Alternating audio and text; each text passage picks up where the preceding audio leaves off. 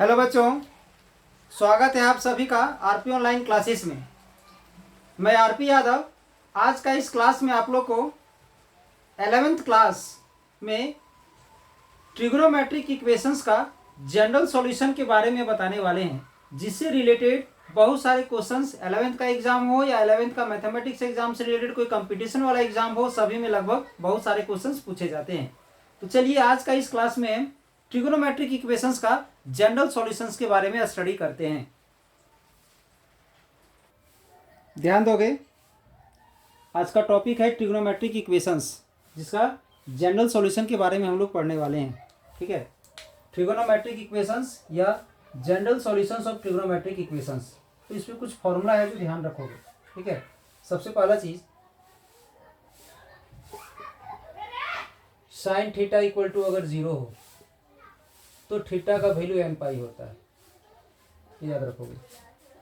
कहीं भी अगर साइन थीटा इक्वल टू 0 हो तो थीटा इक्वल टू क्या होता है, तो एन पाई होता है।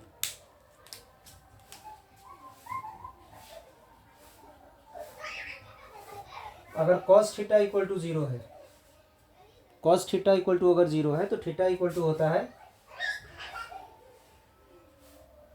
2n + 1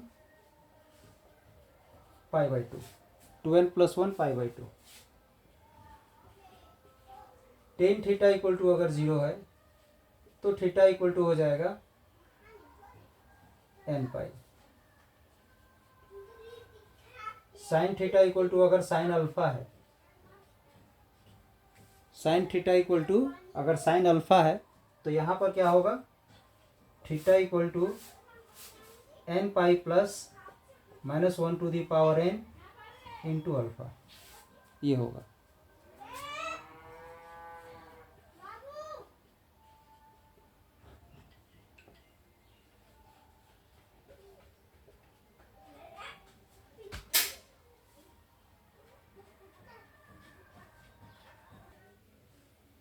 cos theta equal to cos alpha अगर हो, कॉस थीटा इक्वल टू अगर कॉस अल्फा हो तो ध्यान दोगे इसका वैल्यू होता है theta equal to 2n pi plus minus alpha. ठीक है, अब अगर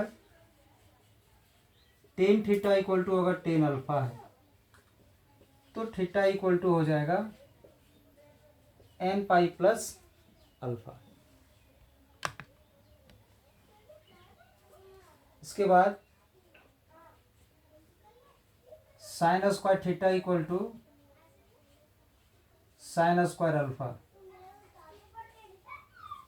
cos square theta equal to cos square alpha, tan square theta equal to tan square alpha. इन तीनों के लिए, ठीक है, इन तीनों के लिए सेम फॉर्मूला होगा। क्या होगा तो ध्यान दोगे, theta equal to n pi plus minus alpha, theta equal to n pi plus minus alpha. यानी जितना सारा ट्रिगोनोमेट्रिक इक्वेशंस है उस ट्रिगोनोमेट्रिक इक्वेशंस में ये कॉमन फॉर्मूला है जिस फॉर्मूला का जनरली यूज होता है। ठीक है, इसमें से कुछ क्वेश्चंस भी हम लोग पढ़ने वाले हैं, क्वेश्चन भी ध्यान दोगे।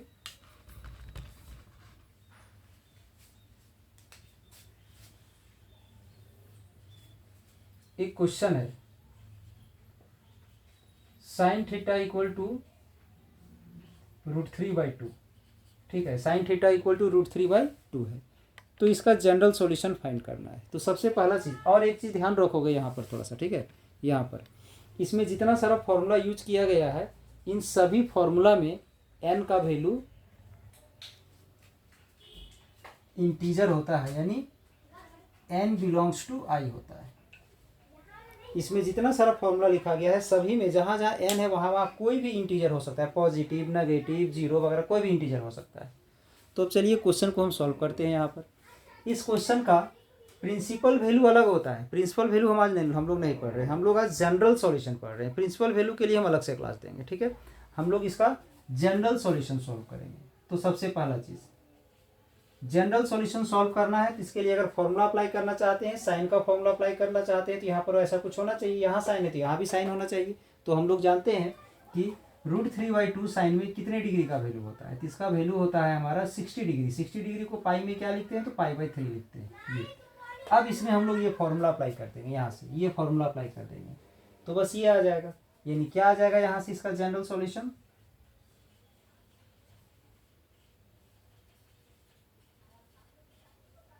द जनरल सॉल्यूशन भी theta equal to n pi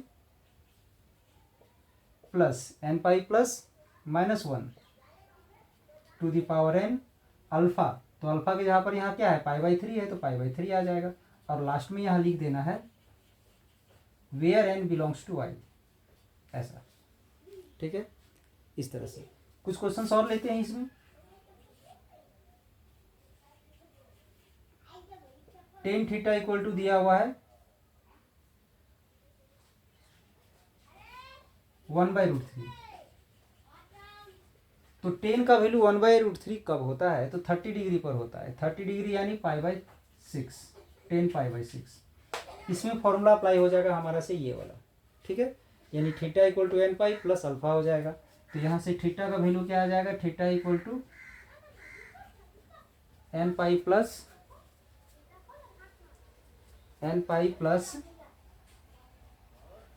π/6 where n belongs to i।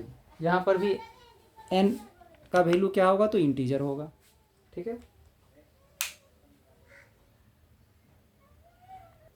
Next question है cos square theta equal to 1/2। तो ध्यान रहे, जब ट्रिग्नोमेट्रिक फंक्शन में जब स्क्वायर आ जाएगा तो स्क्वायर वाला फॉर्मूला ही यूज करना है। तो स्क्वायर दोनों तरफ फिर होना चाहिए। तो इसे हम लिख सकते हैं 1/√2 का स्क्वायर। अब इसमें cos का वैल्यू पुट करना है। cos कितने डिग्री का वैल्यू ये होता है? तो 45 डिग्री का होता है, यानी cos स्क्वायर π/4 हो जाएगा। तो इसमें स्क्वायर वाला फॉर्मूला अप्लाई कर देंगे। तो स्क्वायर वाला फॉर्मूला में क्या हो जाएगा? Theta equal to n pi plus minus alpha. तो अल्फा के जहाँ पर क्या है? π/4, where n belongs to integer.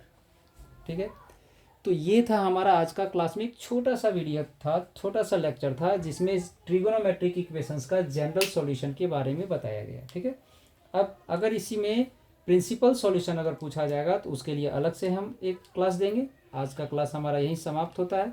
अगर इसमें किसी भी तरह का आप लोग को प्रॉब्लम हुआ है तो उसके लिए कमेंट्स बॉक्स में लिख के भेज सकते हैं। और अगर इससे रिलेटेड किसी और तरह का आपको कोई कुछ चाहिए मटेरियल तो उसके लिए भी कमेंट्स बॉक्स में लिख करके भेज सकते हैं। तो अगर आज का क्लास आप लोग को अच्छा लगा हो तो एक लाइक ज़रूर कर दें और चैनल को सब्सक्राइब कर दें, ताकि इसी प्रकार का लेटेस्ट वीडियो आपको समय पर मिलते रहे।